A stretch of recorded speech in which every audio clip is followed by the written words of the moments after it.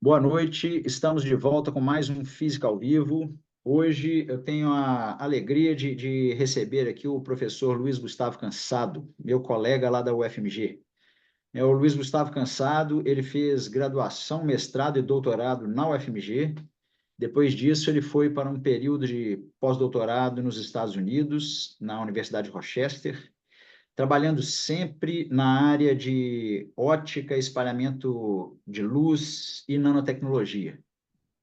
O Luiz Gustavo, depois ele volta para o Brasil, se torna então professor na UFMG e tem militado muito nessa área, trabalhando na interface aí entre ciência básica e ciência aplicada, com muito trabalho na área de desenvolvimento de instrumentação, de física e aplicação de grafeno.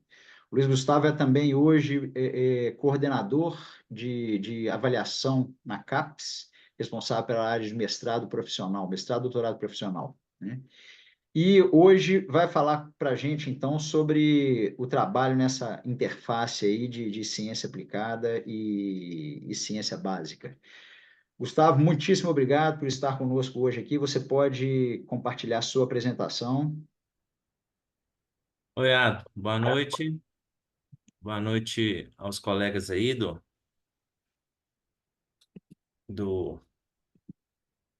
Está no da último Física slide, ao viu? Vivo. É, só um Eu acho que você minutinho, pode deixa voltar eu, para o início.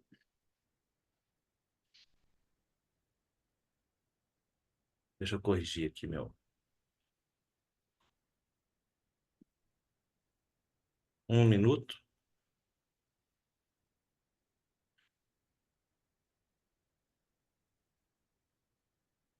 Ok. Agora eu vejo a sua tela do PowerPoint, agora perfeito. Está no modo Ok. apresentação. A palavra é sua, Gustavo. Então tá. Então, obrigado, Ato, pela introdução, obrigado pelo convite. Vamos discutir aqui hoje, então, essa questão, né, da física aplicada, né, com a física básica. É um tema que costuma gerar algum debate, né, entre colegas, é, mas eu pretendo, né, mostrar aqui hoje que não é necessariamente, não é necessário abrir mão da física básica para fazer a física aplicada, pelo contrário, né, a física aplicada, ela, se você tem uma boa formação, né, ela te induz, né, a fazer a física básica, ela te dá problemas, né, para você aplicar, para colocar na física básica. Então, eu começo aqui só apresentando um panorama baseado nesse livro aqui, da Academia, editado pela Academia Brasileira de Ciências, que é a importância da ciência como política de Estado para o desenvolvimento do Brasil. Então, só um timeline aqui da questão da ciência no Brasil, só para a gente situar o nosso ecossistema. Então, as primeiras instituições lá de ensino e pesquisa, né, Instituto Butantan, etc., lá quase no final lá de 1800, aí vem o sistema universitário, né, no início do século passado, a Academia Brasileira de Ciências, a Sociedade Brasileira para o Progresso de Ciência, as empresas estatais inovadoras, né, que foram surgindo aí em 1960, 1970, e os novos institutos nacionais de pesquisa e algum sistema de gestão de ciência e tecnologia. Depois disso, em meados de 1980, 1990, o sistema nacional de pós-graduação ele fica robusto, né? E aí surge, né, a legislação para ciência e tecnologia, né, o marco em 2004, né, a lei da inovação e começa o regramento, né, para se fazer, né, ciência e tecnologia. As redes de pesquisa internet, né, que deu uma democratizou muito, né, o conhecimento. Os fundos setoriais de financiamento surgindo aí em meados da década passada.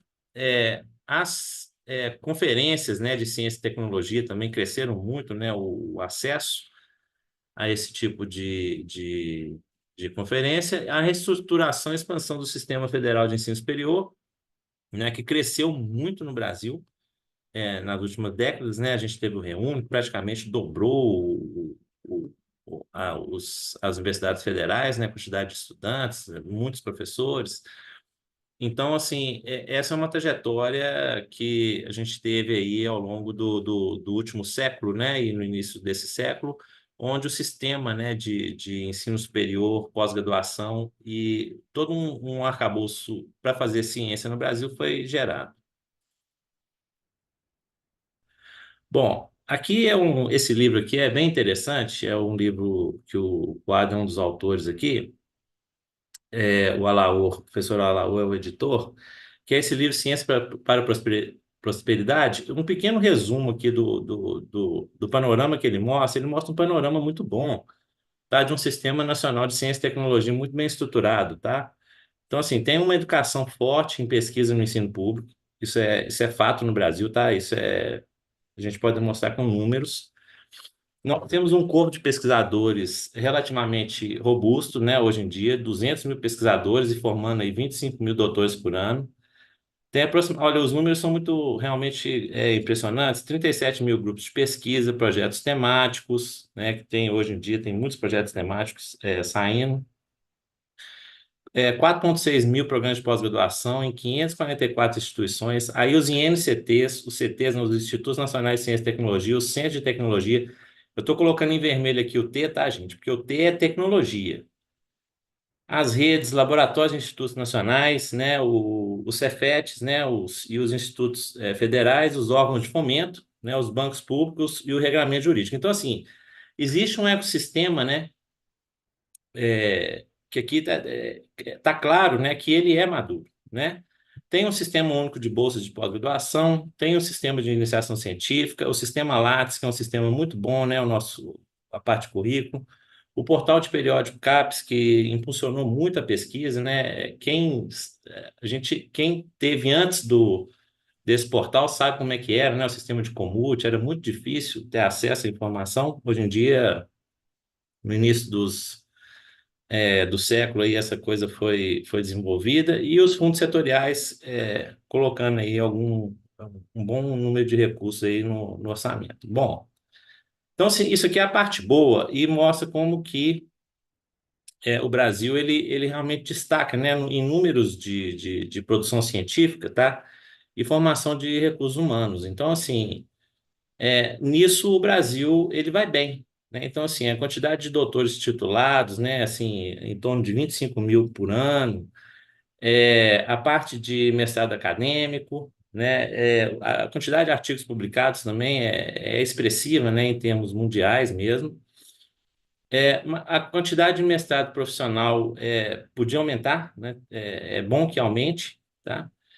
Mas existem o nosso gargalo hoje, né, principal, que é a transição que eu acho que todo mundo tem uma ideia, né, que a gente precisa, isso é cobrado, né, da academia e é uma coisa que a gente tem que pensar, é que a questão que, assim, o Brasil ele tem uma colocação muito boa, né, 13º país em número de publicações, mas ele não tem uma colocação muito boa quando se fala de inovação, tá? Então, esse índice global de inovação aqui, ele foi medido em 132 países, tá? E ele leva em conta infraestrutura, instituições, capital humano, sofisticação empresarial, produtos de conhecimento e tecnologia, produtos criativos. Então, assim, é todo um ecossistema que é avaliado. Não é só a academia que é avaliada aqui, mas a academia ela tem um peso muito grande nisso. E aqui a gente vê que o Brasil ele realmente se coloca num quadrante aqui que, em termos de inovação, ele não é um quadrante bom, tá? Bem, aqui um outro quadro que eu tirei desse livro aqui, que eu acho ele muito interessante, que aí já é mais específico para nós, que é uma coisa interessante, que é o seguinte, esse quadro aqui, ele fala assim, ó, áreas de conhecimento com maior contribuição percentual à produção científica mundial de Brasil, Rússia, Índia e Coreia do Sul. Então, os BRICS lá. A gente vê assim, são as áreas, né, que geram mais artigos publicados, né, percentual. Então a gente vê, por exemplo, na Rússia, você tem física, primeiro lugar, ciências espaciais, geociências, matemática, química, ciências materiais, já assim, é bem assim, essas ciências, né, as ciências duras, né? Na Índia, né, química, farmacologia, aí tem ciências agrícolas, mas aí vem ciências materiais, microbiologia, a física aparece aqui, engenharia. Então, a Índia ela tem assim, uma boa distribuição entre áreas. Aí vem China, né? Ciências materiais, é o primeiro lá, química e física, matemática, engenharia. Coreia do Sul, ciências materiais, computação, engenharia, física, joga aqui. Aqui, ó, a física não aparece no Brasil, né? O Brasil vem aqui, ó, ciências agrícolas, botânica, farmacologia, microbiologia, ciências ambientais, ciências sociais. O único que tem ciências sociais aqui é o Brasil. Medicina clínica, biologia, bioquímica, neurociência e imunologia. Ou seja, a parte de engenharia, né, ciências duras aqui, ela no Brasil, ela não tem a relevância que tem em outros países emergentes. Então, assim, isso, claro que a gente pode dizer, existe uma vocação, existe a questão da Embrapa, né, que alavancou muito essa parte, principalmente das ciências agrícolas no Brasil, né? O Brasil se tornou uma potência, mas isso não causa estranheza, né? Nós não temos nada relacionado às ciências duras aqui às ciências exatas, né? E a física e ciências materiais, né? Sendo que são áreas tão importantes, né? Tão prestigiadas, né? Na academia, mas elas não aparecem nesse quadro, no caso do Brasil. Uma outra coisa que é preocupante, esse aqui é um dado que foi apresentado pela presidente da CAPES recentemente, é que o número de ingressantes na pós-graduação por grande área no Brasil, de 2015 a 2021, a gente vê que nas ciências exatas existe um desinteresse pela área de ciências exatas.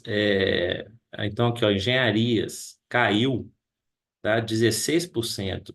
Ciências exatas da Terra caiu 13%, né? Quase 14%, né?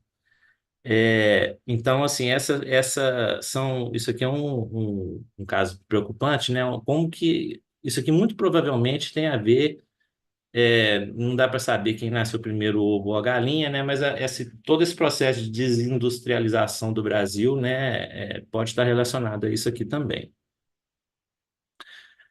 E aí a gente vê também uma outra coisa que é o seguinte, a quantidade, os 15 maiores cursos de graduação e licenciatura em número de matrículas no Brasil. Então, assim, pedagogia é muito grande, né? O número é enorme. E física, vem aqui ó, atrás, ó, 1,7% é formação de professores de física. Então, assim, forma-se muito pouco professor de física, né? É uma matéria, é uma disciplina que é pesada, né? Assim, precisa de bons professores, né?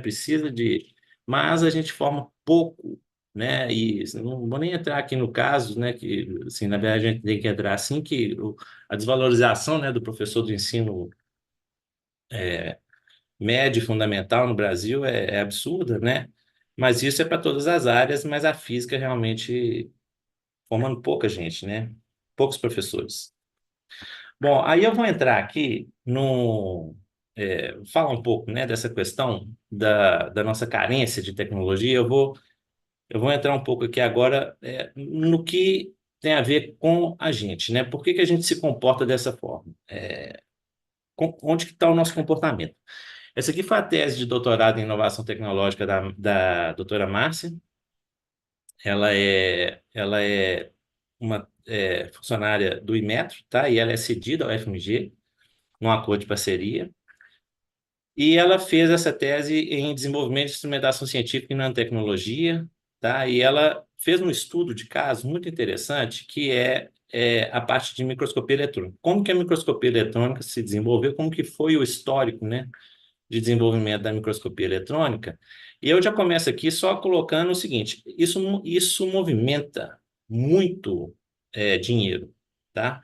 Isso aqui é a importação e exportação de produtos de microscopia eletrônica de 2000 a 2016, tá? Isso aqui é o saldo comercial no Brasil.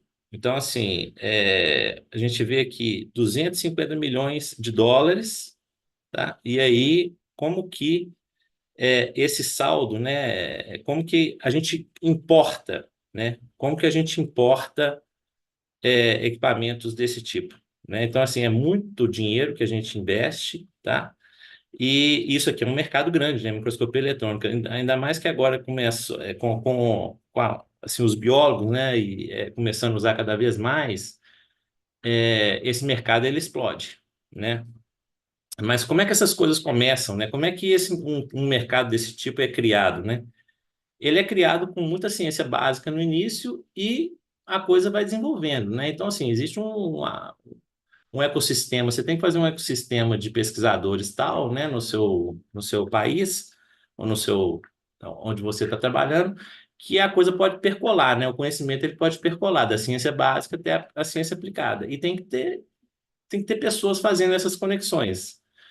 Então, aqui é bem interessante, né? Um mapeamento de eventos, né? Então, começa lá, assim, ó, por exemplo, em 1897, né? Então lá, Thomson lá, em Cambridge, né? Aí ele tem um resultado lá que raios catódicos consistem de partículas excepcionalmente leves, né? Altamente carregadas. As partículas foram logo chamadas de elétrons. Então lá é a descoberta do elétron, né? Então, assim, isso aqui já começa a dar um passo, né, para a microscopia eletrônica. Aí, de Broglie, né, a noção de uma frequência, né, e assim um comprimento de onda para as partículas, né, o princípio de de Broglie. Aí vem aqui já uma coisa mais em 1927, Estados Unidos, no Bell Labs lá, de fração de elétrons, tá? Clinton e Davidson e Lester Germer lá. Aí a gente tem aqui, por exemplo, aí já em 1930, tá? Vem a primeira patente depositada sobre um microscópio eletrônico na Alemanha. Tá? Então, isso tudo é uma evolução, né, que você vai vendo. Aí, dentro da metodologia da massa aqui, ela categoriza, né, os trabalhos em 4 categorias, que é a ciência, a tecnologia, as novas aplicações e os aspectos de comercialização, mercado. Tá?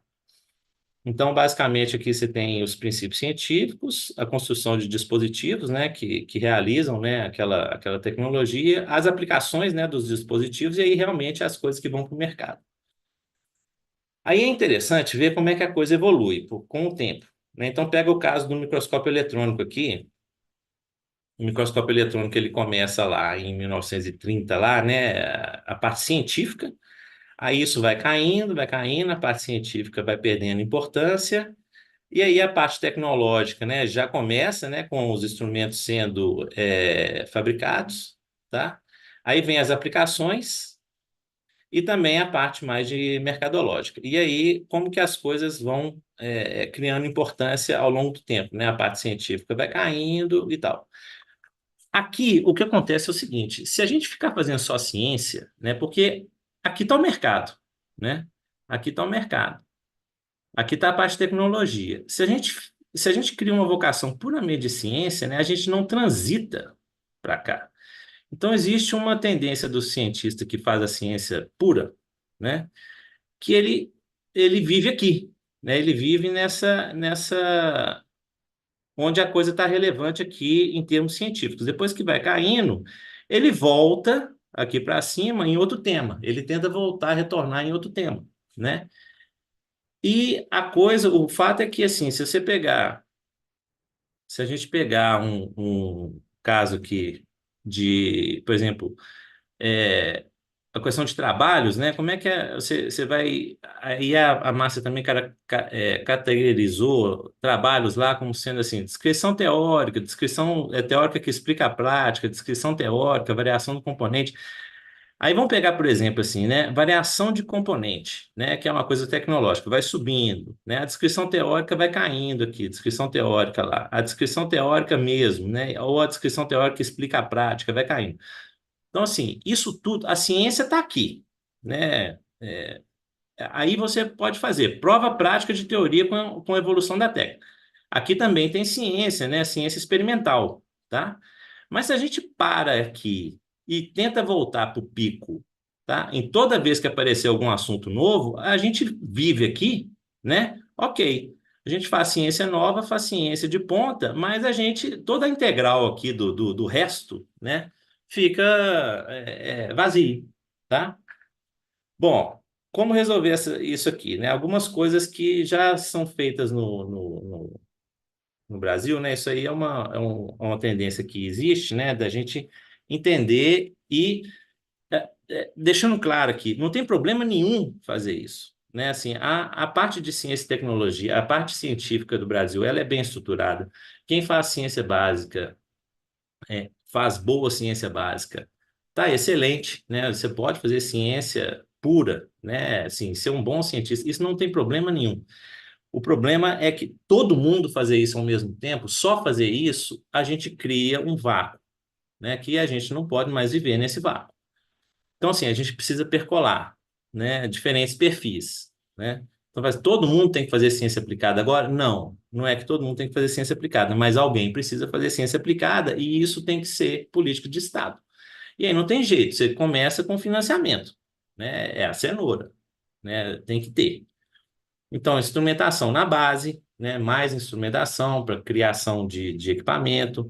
Sistemas multiusuários é muito importante, né? Os sistemas multiusuários, eles fomentam, hoje em dia, é uma importantíssima fonte de fomento. Aqui eu vou até abrir um parênteses, porque o sistema multiusuário, ele, hoje em dia, tem muito, o CTINFA, por exemplo, né, da FINEP, é só para sistema multiusuário. Se não for só para sistema multiusuário, eu até desconheço, mas assim, as chamadas, né, internas das universidades e os projetos que são contemplados, eles são estruturas multiusuárias, tá? Então, assim, tem que ser estrutura multiusuária de fato, né? Aquele multiusuário que digamos assim, que ele é mais ou menos multiusuário, né? Hoje em dia, ele está tirando uma parte importantíssima do recurso, tá? Então, assim, os sistemas multiusuários, eles são muito importantes hoje em dia, em termos estruturais, para você criar um ambiente, né, que o pesquisador não precise comprar grandes equipamentos, né, ele pode investir na parte mais de instrumentação, na parte mais de laboratório mesmo, e deixar esses grandes equipamentos compartilhados, né? E essa é uma política que está sendo implementada. Então, ela tem que ser implementada de uma maneira muito séria, tem que ser olhada com muito cuidado, tá? Porque tem muito recurso aí, ele tem que ser bem utilizado. Bem utilizado nesse caso é ser multiusuário mesmo. Projetos temáticos, né? Tem aparecido muitos projetos temáticos em certos temas, geralmente com viés bastante aplicado, né? A Embrapi, que é uma versão, né, industrial do que foi a Embrapa, né? Então, assim, é uma tentativa, né, de se erguer a indústria de tecnologia como se fez com a parte agrícola. E a questão de avaliação também de P&D, né, de pesquisa e desenvolvimento, de forma objetiva. As nossas avaliações hoje em dia, elas são muito científicas, né? Eu já tive em comitês, a gente sabe avaliar muito bem a parte científica, mas a gente peca muito em avaliar a parte de pesquisa e desenvolvimento, né? A parte mais aplicada. Então, isso assim, a gente também precisa de fazer uma curva de aprendizado, né? Como avaliar uma patente que foi depositada, etc. Em termos de pós-graduação, tá a criação de mais mestrados profissionais, um olhar especial para a graduação, especialmente para o laboratório de física experimental, e mais incentivo às sub-áreas aplicadas, tá? Avaliações que valorizem inovação e multidisciplinaridade. Então, assim, a pós-graduação ela precisa, né, estruturar um pouco mais, né, essa parte profissional. Então, por exemplo, a física, né, nós só temos um mestrado profissional em instrumentação, que é no CBPF, o outro mestrado profissional é em ensino. Então, entre quase 60 programas de pós-graduação, a gente tem só um mestrado profissional. Isso a gente precisa criar mais. Um olhar, né, para a graduação que eu estou falando aqui é que assim, os laboratórios de física experimental eles precisam ser reformulados, né? Assim, isso é quase que um consenso entre colegas que a gente precisa dar uma olhada para isso. Bom, agora eu vou falar um pouquinho aqui da trajetória. Acabou que o tempo ficou curto. Eu vou falar um pouco da minha trajetória para realmente falar assim, e é possível mesmo, né, fazer física aplicada sem abrir mão da física básica? Aí vocês vão me dar licença, porque esse aqui é o tipo de apresentação que eu vou fazer, ela é um pouco antipática, porque eu não vou falar da física, não. Eu vou ficar mostrando resultados aqui, tá? Se alguém quiser depois entrar em detalhes, a gente pode entrar. Mas eu vou falar muito aqui agora só mostrando resultados, né? Como é que essa coisa pode andar para lá e para cá, falando um pouco da minha trajetória do ambiente aqui que eu vivo. Eu fui criado nesse ambiente aqui no FMG, quando eu era da graduação, era essa física do carbono, do nanocarbono, dos nanomateriais de carbono sendo criados. Aqui existia uma tríade, né? Eu mostro essa folhinha aqui, que era muito interessante, porque laboratório de caracterização, a parte de caracterização, puxada aí pelo professor Marcos Pimenta, né, com espectroscopia Raman, e aí vieram outras técnicas. A parte de síntese, né, o professor Luiz Orlando, fazendo nanomateriais de carbono lá no Nascedouro. E a parte de teoria, o professor Hélio Chachan formou muita gente, e outros professores também, depois se juntaram ao tema. Mas existia um ecossistema muito interessante, onde essa área cresceu rapidamente aqui e ela expandiu para o Brasil. As redes de pesquisa em nanotubos do CNPq, isso foi sediado aqui, né? Conferências internacionais importantes. Então, assim, eu cresci nesse ecossistema do nano, depois o INCT do Nanomateriais de Carbono, palestras assim, então em 2010 já uma palestra importante sobre grafeno, essa Grafeno Brasil, que vieram vários convidados internacionais no nascedor ali da física do grafeno. Então, assim, eu fui formado nesse ambiente muito fértil e eu me concentrei. Hoje em dia eu faço parte do laboratório de nanoespectroscopia, junto com o Ado e o Leandro Malar, mas eu sempre tive meu interesse em fazer duas coisas. Uma é assim, espectroscopia óptica aplicada em grafeno e nanomateriais de carbono, mas fazendo isso é, em termos de nanoótica, né? É o nanoramo, tá? Então a gente usa uma ponta metálica para aumentar, fazer ali como se fosse iluminar o sistema nanométrico localmente,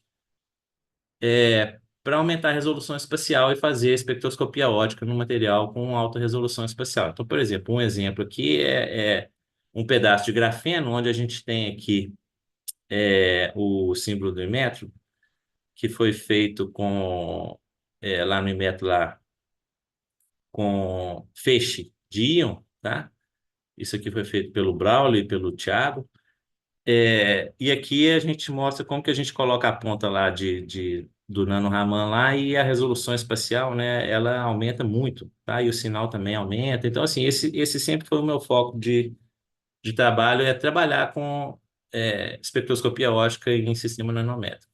A gente teve uma parceria já, o nosso laboratório que foi associado ao Inmetro, em 2012, se eu não me engano. Primeiro foi essa em inovação e instrumentação científica, e agora a gente é associado, tem uma associação em metrologia de grafeno.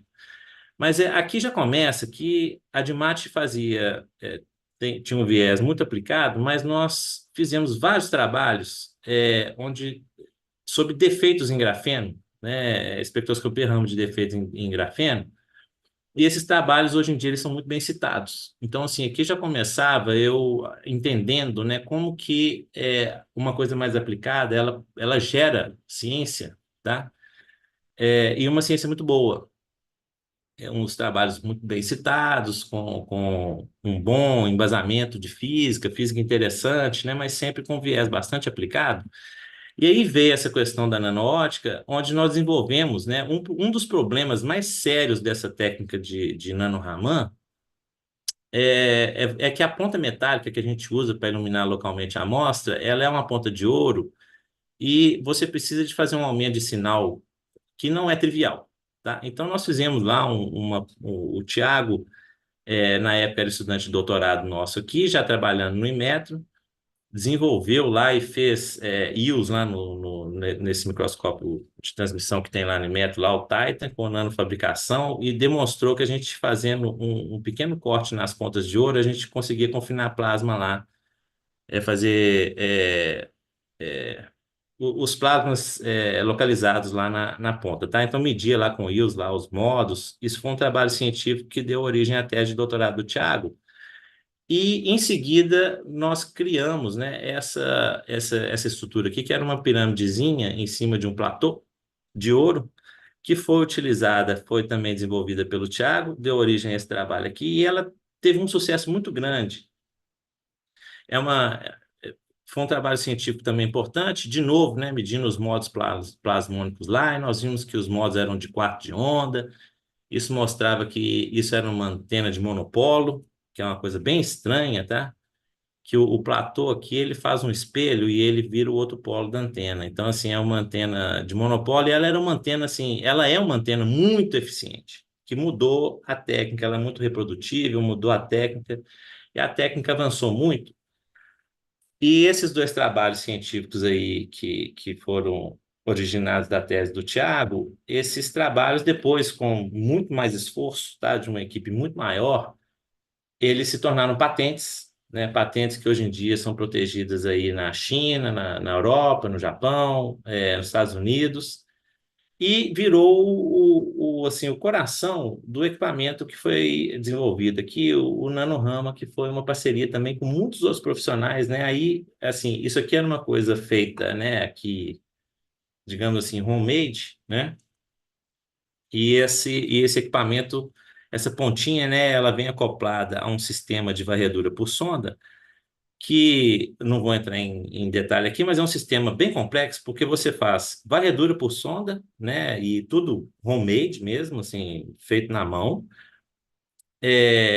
junto com espectroscopia óptica, né? Então é um sistema bem complexo, e aí, em projetos de pesquisa e desenvolvimento, essa coisa foi se desenvolvendo, aqui é a parte de espectroscopia óptica, essa coisa foi se desenvolvendo, esses estudantes que eram na época estudantes de doutorado, né, criou-se essa startup, né, é, e aí essa que é a FABNS, a Fábrica de Nanosoluções, e aí esse instrumento, né, que era um instrumento homemade, ele foi se tornando, tomando com projetos, né, e trabalho de muitas mãos, né, ele foi tomando forma e foi exportado para a Alemanha no ano passado. O primeiro equipamento já foi exportado. A gente já tinha o primeiro protótipo já há uns 4 anos atrás, e o primeiro equipamento foi comercializado e exportado para a Alemanha. Então, isso assim, agora, isso tudo, tá?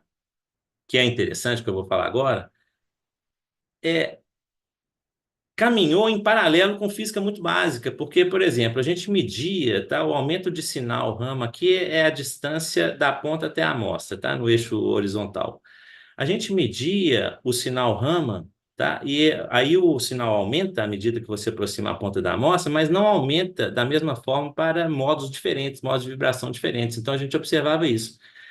E aqui, de uma maneira muito resumida, nós chegamos à conclusão que é porque alguns modos geravam interferência destrutiva na ponta e outros interferência construtiva pela própria simetria do modo, tá? Então, assim, existia uma interferência espacial que ocorria lá na ponta, na ponteira lá, na estrutura plasmônica, e isso deu uma série de trabalhos, tá? Alguns experimentais, mas outros basicamente teóricos, né? E mudando um pouco do paradigma do espalhamento Raman, que geralmente é considerado como sendo uma coisa espacialmente incoerente, porque você mede em campo distante, então efeitos de coerência isso não importa, mas quando a gente mede muito próximo, né, da superfície da amostra, que é o caso aqui, a ponta fica a 5 nanômetros da superfície ou menos, a gente tem que considerar efeitos de correlação, efeitos de coerência espacial. Isso deu origem a vários trabalhos teóricos que mostrando efeitos de coerência espacial em espalhamento Raman, coisa que, assim, totalmente inédita. E isso foi muito desenvolvido aqui, e na prática, tá? Isso depois a gente começou a estudar, isso dava oportunidade da gente estudar correlações de modos vibracionais e elétrons no material, e junto com dispositivos, né, que foram desenvolvidos por essa turma de engenheiros e físicos que trabalham aqui juntos, isso tudo deu origem a trabalhos importantes, né, que foi medir comprimento de correlação de fônons e elétrons à medida que você muda o nível de Fermi lá no grafeno. Esse trabalho foi capa lá da Nanoletras. Então, assim, um estudo muito básico, né, de mudar paradigma da espectroscopia Raman, indo lá para a capa lá da Nanoletras. Eu vou pular aqui um pouquinho, porque o tempo já foi, eu tinha mais coisas, mais mostrando mais física básica acontecendo, mas eu vou pular aqui porque eu quero mostrar o seguinte, essa coisa esse ecossistema, tá? Existe um ecossistema muito importante aqui na UFMG de nanomateriais de Gustavo, carbono su- e sua é, apresentação não está no modo apresentação, não, tá? Não sei se. não está Isso, agora, mais? agora tá, agora tá. Ah, tá. Tá Então, ok. espera aí. Eu já estou terminando, tá? Então, assim, teve essa chamada do CNPq e várias startups aqui da UFMG foram contempladas nessa chamada. Essa chamada, ela trouxe recursos importantes, mas o que é mais interessante é que a gente vê o seguinte, quando a gente pega a UFMG e a gente olha o número de artigos em grafeno, tá? A UFMG, ela nem é a universidade que mais publica artigos em grafeno, embora o número de startups que foi contemplada nesse projeto foi um número bem expressivo. Mas a gente vê aqui o seguinte, que quando você pega o número de citações, a quantidade de citações cresce muito, tá? E aqui, longe de mim, querer comparar a qualidade dos trabalhos, mas é porque tem muito trabalho com viés aplicado. E não só. E aí eu acabei de mostrar aqui que ser aplicado não quer dizer que não tem física básica. Eu tinha mais uns 20 slides para mostrar isso aqui, mas assim, eu acho que eu coloquei um exemplo bom, é que os trabalhos de física aplicada, eles são muito citados. Isso a gente já sabe, né? Quanto mais o pé na aplicação ele tem, mais a integral de pessoas que podem se interessar vai aumentando, tá?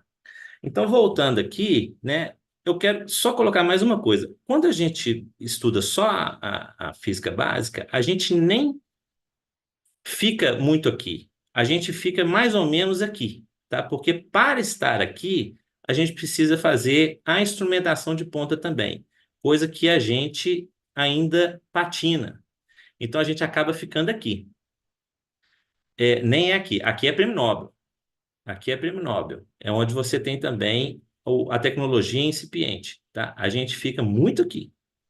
Então, assim, por que que o Brasil não ganha prêmio Nobel? Porque a gente não está aqui, a gente fica andando aqui. É, aqui é só uma coisa mais lúdica aqui, que é o exemplo da Fórmula 1, né? A gente lembra lá dos carros de Fórmula 1 da Williams lá de 1992, onde tinha suspensão ativa, né? Esse carro ganhava em 16 GP, foi 14 pole, 9 pódios, 8 voltas mais rápido. O Mansell foi campeão com esse carro aqui, nem era um grande piloto, não. 7 anos depois saiu a primeira Mercedes, tá? Em 2017, tá, um Audi com suspensão ativa era vendido no Brasil sob encomenda por R$ 800 mil.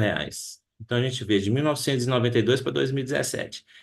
Que é o seguinte, tecnologia de prateleira é obsoleta. Então, se você quer correr Fórmula 1, você tem que fazer seu carro. Se você comprar o carro, você está pegando tecnologia de 10, 20 anos atrás, se você comprar. E aí é que é o problema.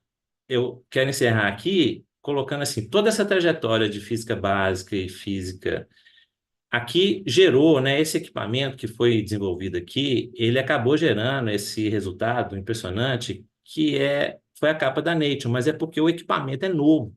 Quando você tem um equipamento desse, que ninguém tem, você faz uma medida que ninguém nunca fez. Aí você vai para o topo daquela curva. Aí sim você vai para o nascedor. Mas se não desenvolver o equipamento, não chega lá, né? O problema é esse. Aqui só a cerejinha do bolo. Essa amostra, tá, que deu origem a esse trabalho, é um grafeno girado, e aí a ponta, né, aquela ponta que eu mostrei para vocês, aquela ponteira que gerou todo esse sinal impressionante, que onde foi medido o padrão de Moiré lá no grafeno, né, com espectroscopia óptica. Isso é que é o grande lance desse trabalho, é isso. Você mede com espectroscopia óptica, você mede uma estrutura atômica, né, cristalina. É uma coisa que nunca tinha sido feita, né? Isso é inédito. Então o editor olha para isso e fala: isso aqui realmente é uma coisa que ninguém nunca fez.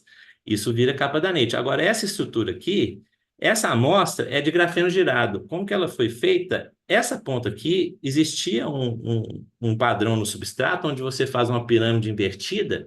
Os estudantes usaram isso para encher de cola lá, na verdade, um polímero, e tiveram a ideia de fazer um carimbo, né, um nano carimbo para carimbar, cortar o grafeno, girar e colocar ele por cima, né? Os estudantes com a orientação do Leonardo Campos aqui, ou seja, uma coisa vai criando a outra, né? Assim, a física básica lá dos plasmas confinados gera uma ponteira que aumenta o sinal, aí a gente vê sinal Raman, todo diferente, com a coerência espacial, e aí você tem teóricos pensando junto. Então, assim, gente, física aplicada e física básica, elas podem estar de mão dada. Se você quer fazer só um ou só outro, tudo bem, não tem problema, mas dá para dar a mão. E aqui eu vou contar só um caso para encerrar mesmo, que é um professor que assim, muitos de nós aqui estudando aqui, admiramos ele muito, é um físico matemático, o professor Shor, que os colegas aí também devem se lembrar, o Ricardo Shaw, que ele contava que ele tinha um pesquisador muito importante nos Estados Unidos, lá, acho que era em Nova York, e que ele foi numa palestra desse professor de física, que ele era um físico matemático, né? E o Shor é o físico mais teórico que eu já conheci na minha vida. Físico matemático mesmo, daquele assim, duro.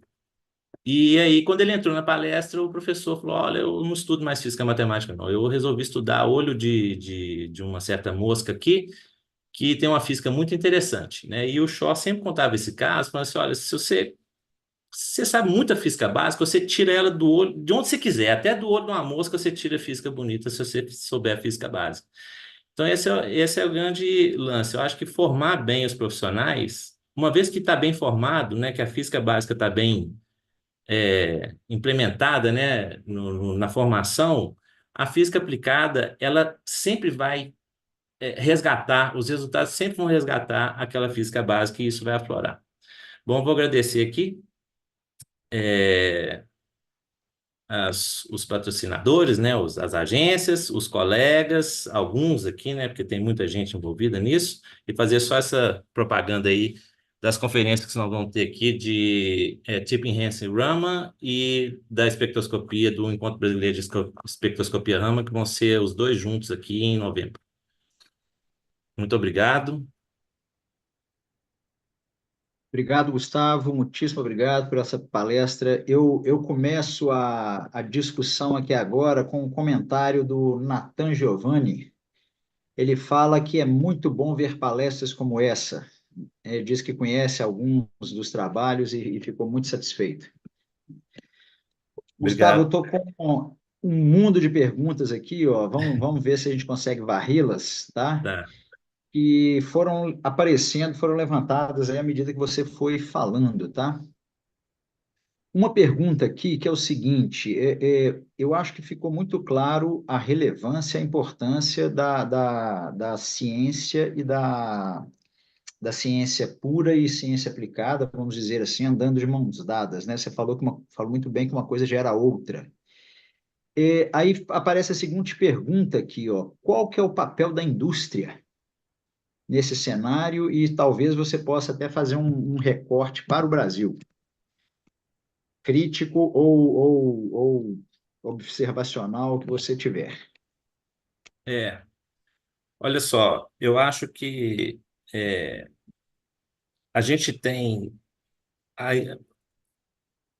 tudo no Brasil, né, assim, que a gente tenta fazer, né, eu acho que não é só no Brasil, não, é no mundo todo, né, assim, o papel da indústria, ela deveria puxar, né, então, assim, quando uma empresa, ela tem interesse, ela entende a universidade, ela entende o que existe na universidade, e ela resolve investir, eu conheço muitos casos de sucesso, né? Então, nós temos, por exemplo, parceria com a Gerdau na área de grafeno, onde existe uma pessoa lá que vem da academia, que ela sabia do potencial e que a gente vê claramente a coisa andando.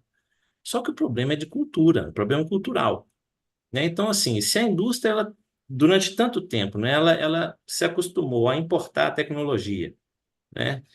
E a usar essa tecnologia aqui mais para fabricar, né, para reproduzir, né, coisas que já vinham com a tecnologia de fora. Então, essa é uma indústria que ela não está acostumada muito ainda, né, a desenvolver.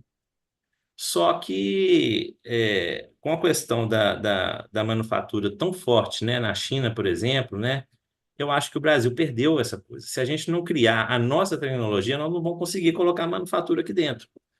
Então, assim, precisa de uma mudança radical no pensamento, né? E tem que parar com a birra, né? Toda vez que eu vou em algum fórum de empresários, né, eu escuto muito. Ah, a academia é muito difícil, a academia não sei... Gente, tudo é muito difícil, né? Assim, mas os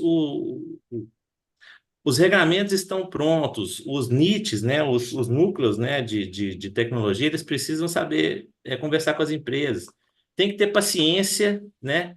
A indústria ela precisa puxar isso, né? Não tem jeito, né? Quem tem que puxar realmente é a indústria. E a gente tem que entender que no Brasil a gente tem que criar a nossa tecnologia para exportar, porque ninguém mais vai colocar a fábrica aqui dentro, não. Isso já está muito claro. Perfeito. Gustavo, tem uma colega aqui, a Vivian Miranda, que ela fez vários comentários sobre, me parece, a experiência dela nos Estados Unidos, tá? E ela faz a seguinte crítica: ela diz que no Brasil não tem os National Labs, como tem no Departamento de Energia dos Estados Unidos, né? Ela fala que nos Estados Unidos quem faz aplicada são os laboratórios. Não, desculpa. Nos Estados Unidos quem faz ciência aplicada são os laboratórios do DOE ou da NASA, e nas universidades é mais ou menos a ciência básica, como no Brasil. E que e ela pergunta se existe política de criar mais laboratórios nacionais no Brasil. Qual que é a sua vivência, sua opinião sobre essa questão? Essa é uma ótima pergunta. É, Isso realmente, os laboratórios nacionais nos Estados Unidos, eles servem como fomento de ciência aplicada, porque eles são clientes. Então, assim, eu vou contar um caso aqui, por exemplo, lá no NIST, eu tinha um colega, até amigo, né, que formou comigo no meu pós-doutorado, que ele foi trabalhar no NIST. E eu acompanhava muito ele, e o serviço dele como pesquisador no NIST era, ele recebia um equipamento que ele nunca tinha visto na vida, nunca tinha ouvido falar, e era assim, faz ciência com isso, faz alguma coisa com isso. Basicamente era o governo, era o NIST, comprando um equipamento de alguma startup, alguma empresa, e colocando lá no Laboratório Nacional para os tecnólogos fazer alguma coisa com aquilo, tá? Com isso, o governo ele fomenta a pesquisa de ponta e fomenta a startup, a indústria de instrumento. Então, assim, os laboratórios nacionais dos Estados Unidos, eles são grandes clientes de equipamentos americanos. Isso é uma fonte de fomento importantíssima, porque são os primeiros a comprar equipamentos. Então, assim, isso é uma coisa que devia ter no Brasil. Por algum motivo, o Brasil tem, sim, os laboratórios nacionais. Tem o IMETRO, tem o CNEPEM, né? Então, assim, existem os laboratórios nacionais no Brasil. Só que por motivos, me parece, de legislação, e eu já conversei isso com tecnólogos do MCTI, eu não entendo muito bem aí no caso.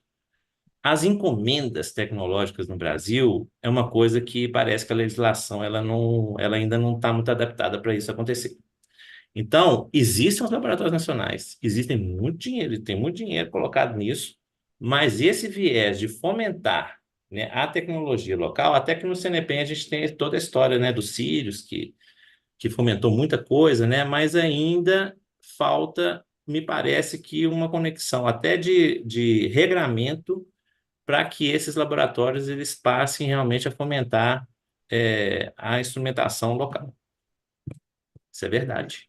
É uma boa pergunta e é um caminho que tem, é uma coisa, um problema que tem que ser encarado. Perfeito. Aí, isso pelos burocratas. Gustavo, você comentou sobre a política do CT-Infra, né, que fomenta sistema multiusuário, e aí você ressaltou o sistema multiusuário de fato e diz que existem os mais ou menos multiusuários. Na prática, o que que difere isso? O que que classifica, na sua opinião, um sistema como multiusuário de fato e que deve ser fomentado? Isso aí é o seguinte, né? O sistema multiusuário, ele foi uma coisa que eu vi uma transição muito grande, né? Que ele transitou de professores que tinham muito boa vontade, né, pesquisadores que tinham muito boa vontade de fazer uma coisa compartilhada, né, mas que não era uma coisa, como era uma, assim, praticamente informal, né, então, assim, eram vários professores que ali resolviam compartilhar, e aí foi criando a ideia de multiusuário, até importando. A coisa era ali, meio que, é multiusuário porque todo mundo pode usar. Um sistema multiusuário, ele tem que ter regimento, ele tem que ter um coordenador, um comitê, né, que cuida daquilo ali, coordenador com mandato, não pode ser uma pessoa só mandando para sempre. Ele tem que ser um sistema que tenha um agendamento de utilização dos equipamentos que seja transparente, que seja via web, que você vai lá, agenda.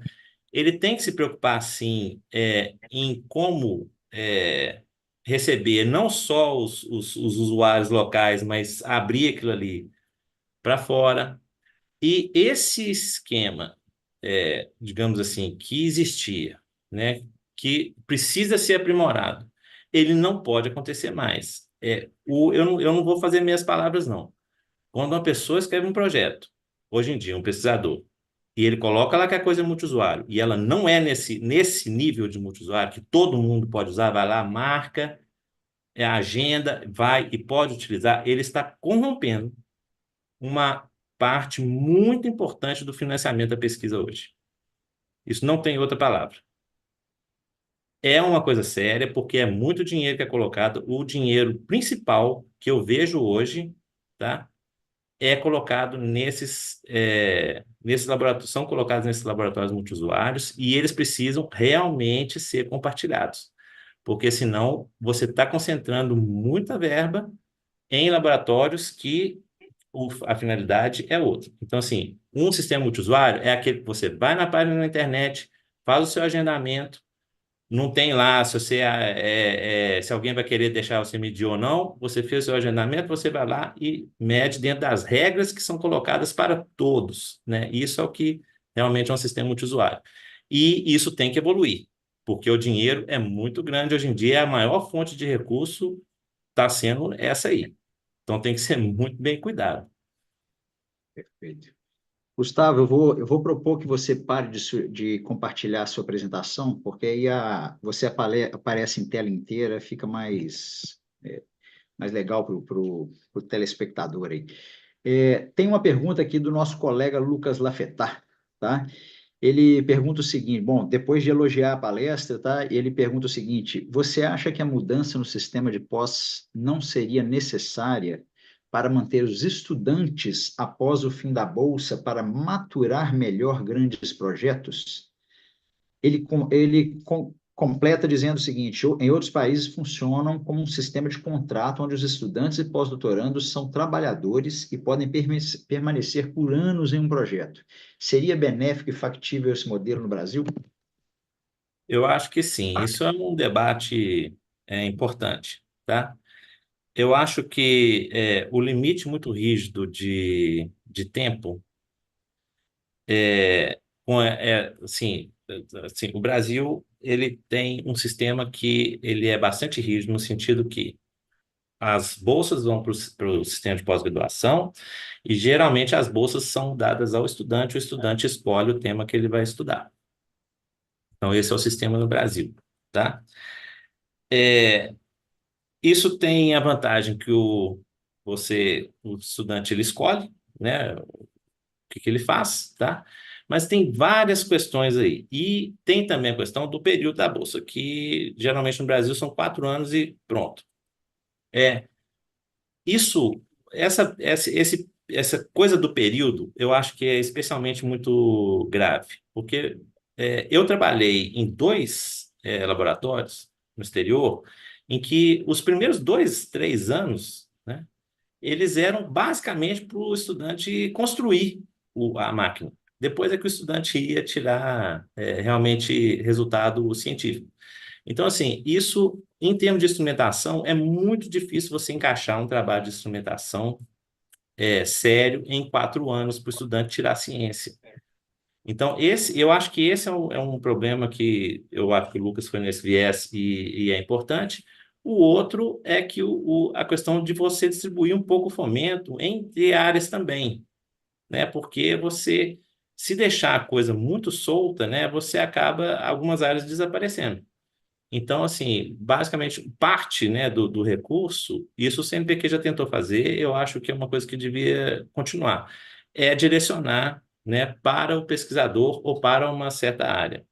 Isso aí eu acho que é uma política que tem que ser feita também, porque a gente tem que olhar isso. Não pode deixar pelo gosto da moda, né? Isso aí, assim, é importante ter uma política de desenvolvimento de certas áreas. Não estou falando qual área que é, não estou falando que é a minha, nem que é de etc. Mas eu acho que tem que ter uma certa política, porque se a gente deixar solto o assunto da moda, todo mundo forma nele. E aí daqui a 5 anos tem um tanto de gente se embolando aí para fazer concurso numa área só. Esse é um outro problema. E o outro é a questão dos mercados profissionais. Eu acho que a gente tem sim que olhar para isso.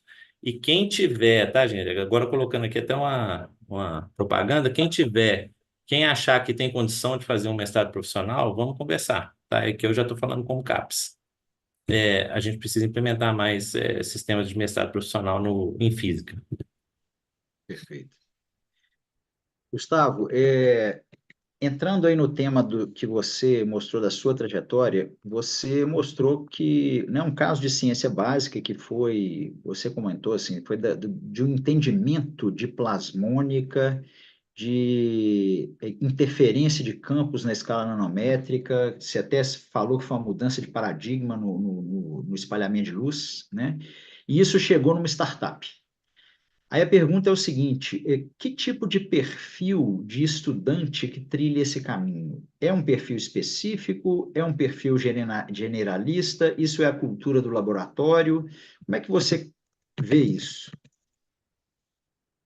Isso vem muito da cultura do laboratório. Aí o estudante que tem o perfil, ele se envolve e ele direciona. Então, lá o LabNS, né, por exemplo, são 3 estudantes, né, que foram os iniciais na FABNS. Um é o Thiago, que é físico, está trabalhando como já lá no Inmetro. O outro é o Hudson, que é engenheiro de controle de automação,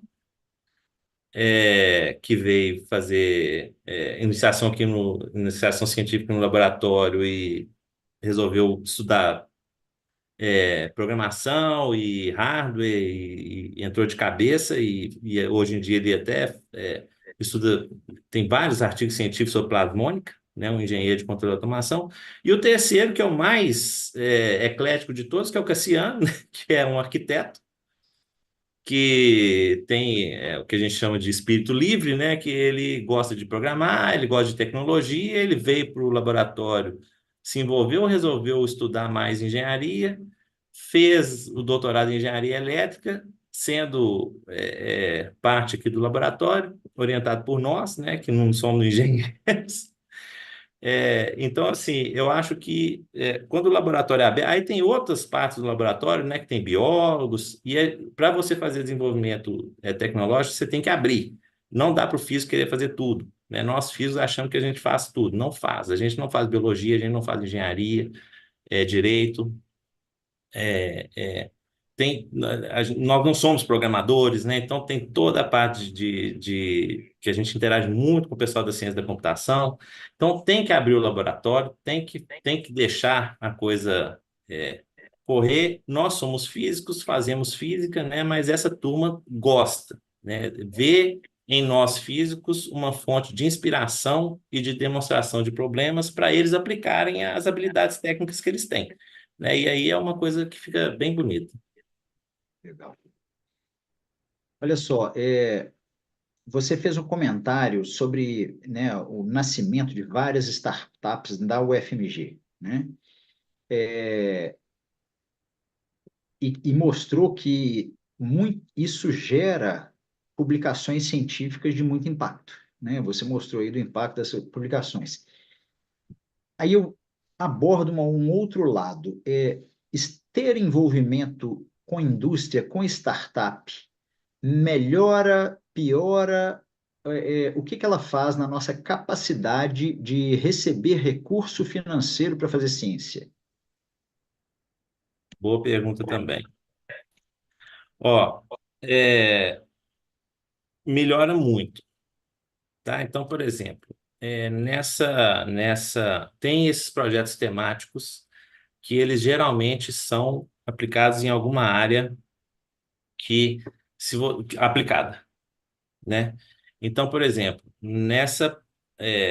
parte, nesses anos que a gente teve de muito pouco fomento, né? é, a gente conseguiu sobreviver grande parte fazendo é, coisa com a Embrapi, né? Então, parceria com empresas, né? Então, por exemplo, Gerdau Grafin, a gente tem um projeto Embrapi que hoje em dia fomenta 3 estudantes, tá? E esses estudantes, eles geram, né, conhecimento no projeto e gera física básica, inclusive, né? Nós tivemos no CNPq uma chamada temática para desenvolvimento de dispositivos de grafeno, aplicações de grafeno. Foi uma parte importante que hoje também fomenta 2 estudantes de doutorado.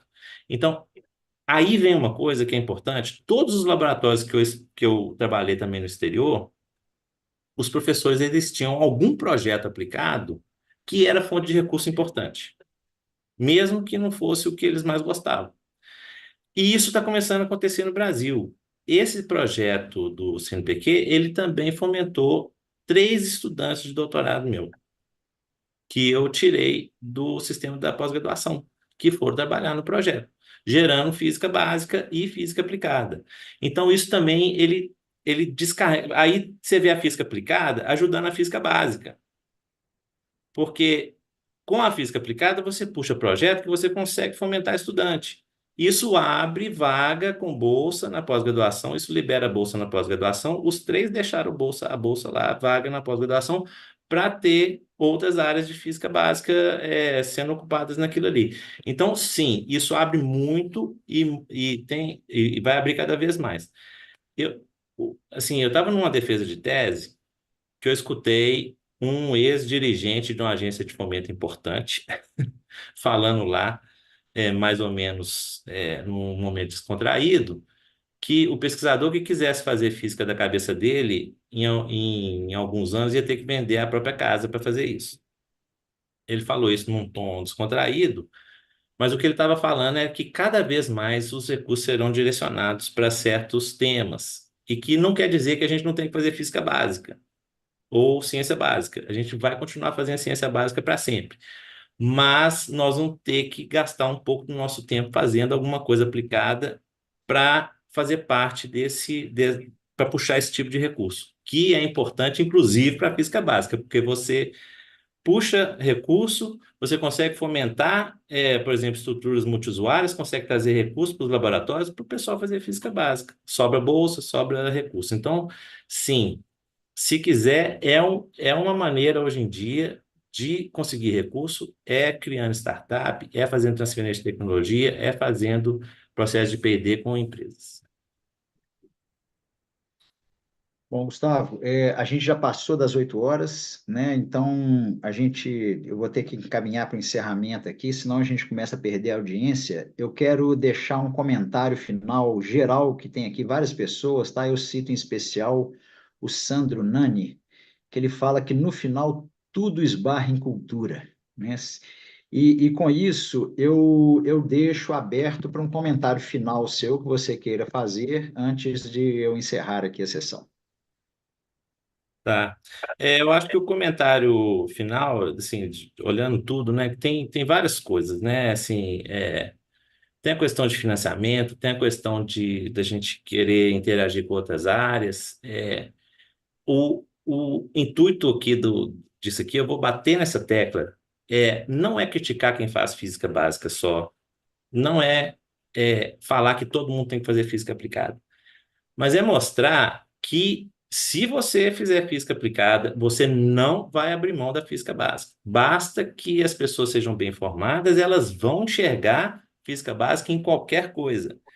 E cria-se um círculo virtuoso muito grande, muito importante, onde você consegue recursos, você consegue interagir com outras áreas, você consegue abrir o leque de possibilidades, os assuntos vão surgindo, né? As pessoas vão te procurando com assuntos interessantes. Então, assim, eu gosto de fazer as duas coisas, né? É, tem divertimento, tem ciência boa em qualquer área dessa.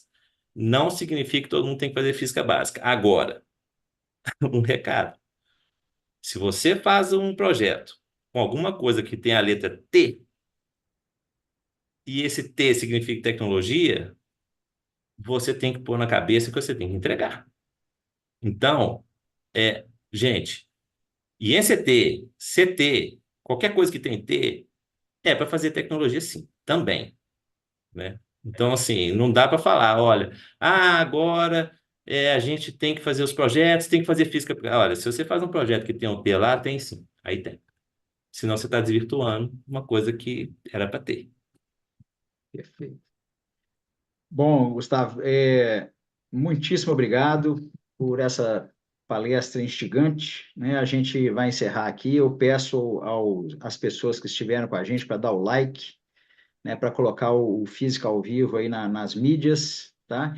E com isso eu vou encerrar a transmissão aqui. Boa noite para todos. Boa noite. Beleza.